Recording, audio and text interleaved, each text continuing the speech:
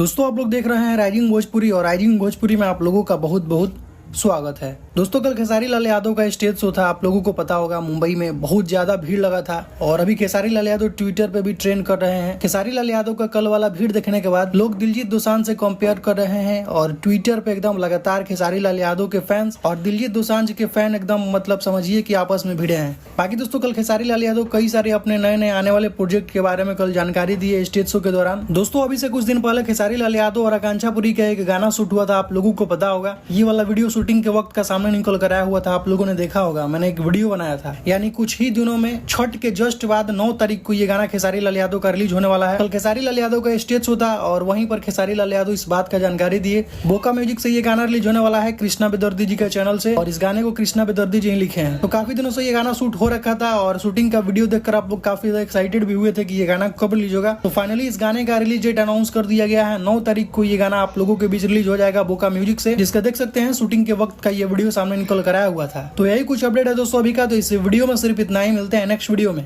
Thank you so much.